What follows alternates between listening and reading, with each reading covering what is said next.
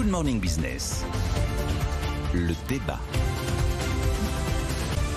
Plus de 440 000 postes ont été créés sur les 3 derniers mois de 2023 dans l'Union européenne, dans la zone euro. Pourtant, l'activité patine. Ouais. Quelle est l'explication, Nicolas Dose ? J'y vois qu'une seule explication pour expliquer pourquoi on a un taux de chômage historiquement bas, un peu au-dessus de 6% en zone euro, et effectivement autant de création nette d'emplois.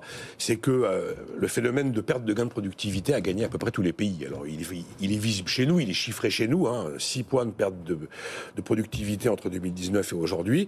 On voit que malgré tout, les pénuries de main-d'œuvre existent toujours, les difficultés à recruter existent toujours. Il y a cet extraordinaire bond de l'absentéisme dont on a parlé chez nous. C'est vraiment une queue de comète de Covid. C'est très difficile d'expliquer ces éléments-là d'ailleurs. Mais l'absentéisme a considérablement augmenté. On a globalement pris 4 jours sur une année en moyenne dans les pays de la zone euro. Le chômage partiel est toujours là. Ce que les Allemands appellent le Kurzarbeit, qu'on a mis en place nous aussi pendant Covid. Il y a des chiffres de Rexecode. Il y avait 175 000 en Allemagne personnes en chômage partiel à la fin 2023, c'est 2 fois plus qu'en 2019. Ça fait quand même pas mal de monde.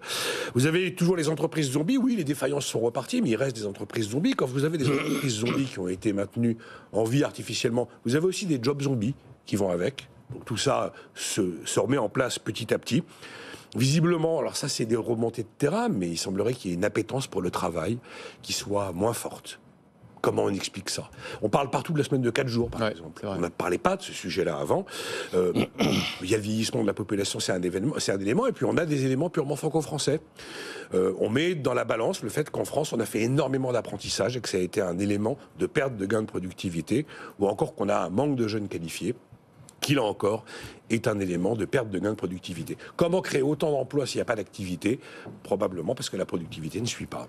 Alors, Jean-Marc Daniel. Oui, le fait que la productivité ne suive pas, c'est purement un constat statistique. Par définition de la productivité, si vous avez de plus en plus de travailleurs et le même niveau de production, vu comment on définit la productivité, c'est que la productivité a reculé. Donc il faut regarder un peu plus en détail quelle est l'explication. C'est-à-dire, est-ce que c'est un constat purement statistique ou est-ce qu'il y a derrière des éléments de fond ? Alors dans les éléments qu'a mis en avant Nicolas, il y a des choses qui ne sont pas de la productivité. C'est-à-dire que si la quantité de travail diminue parce que les gens ne sont pas là, la productivité n'a pas été touchée.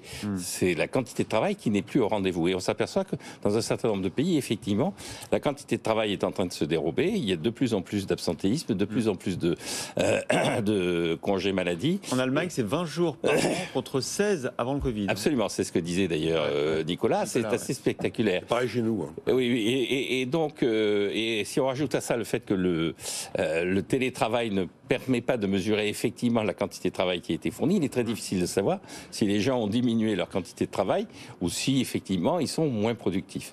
Alors sur l'évolution de la productivité, il y a 2 éléments qui jouent incontestablement. Il y a un élément qui est l'interrogation sur toutes ces nouvelles technologies. C'est-à-dire, est-ce que c'est des innovations ou est-ce que c'est des inventions ? Je rappelle qu'une innovation augmente effectivement l'efficacité du processus productif. Une invention fascine les ingénieurs. On est dans la phase de fascination des ingénieurs. Tout le monde parle de l'IA avec émotion, angoisse, qu'est-ce qui va se passer ? Regardez, machin, et puis la bourse, ceci, cela. Mais sur le terrain, qu'est-ce que les entreprises retirent de tout ça ? Personne n'a encore décrit véritablement ce processus. Il y a comme des boîtes qui commencent à faire des plans de licenciement à bas bruit, absolument dans le conseil. À bas bruit. Et donc là, on est dans la phase invention. Le tout, c'est de savoir est-ce qu'on va basculer vers la phase innovation et quelle va être l'ampleur de cette phase innovation. Et la deuxième interrogation sur la productivité, c'est que, comme je l'ai dit, la nature même de la façon dont on organise le travail, c'est-à-dire que de plus en plus de travailleurs indépendants, il n'y a pas que les auto-entrepreneurs en France, on s'aperçoit que dans beaucoup d'endroits, il y a de plus en plus de travailleurs indépendants. Et donc, à partir de ce moment-là, la question qui se pose, c'est la nature, donc Nicolas le disait aussi, c'est du rapport au travail. Est-ce que derrière la mutation qui est liée au fait que le salariat contraint est en train de plus ou moins se dénouer, est-ce que ça ne va pas induire systématiquement, effectivement, un rapport plutôt favorable à une forme de utilisation du temps libre. Je rappelle, pour conclure, la formule de François Mitterrand au moment de la retraite à 60 ans. Il avait dit, bon, on est allé jusqu'au bout du processus, maintenant il faut que les Français prennent conscience qu'il va falloir faire un arbitrage entre le revenu monétaire et le temps libre. C'est-à-dire qu'on peut choisir le temps libre, c'est plutôt un choix. Mais c'est avec moins d'argent. Mais il faut accepter que le pouvoir d'achat ne soit pas en plus au rendez-vous. On peut voir le beurre et l'argent du beurre. On ne peut pas avoir le beurre et l'argent du beurre de façon plus directe et plus brutale. Et ça, c'était une phrase de gauche. Exactement, c'est pour ça que j'insiste là-dessus. La gauche a changé, En vous fait, savez. vous posez la question, est-ce que ce chiffre de 440 000, est-ce que c'est une bonne ou une mauvaise nouvelle en fait? Bah oui. Eh ben oui.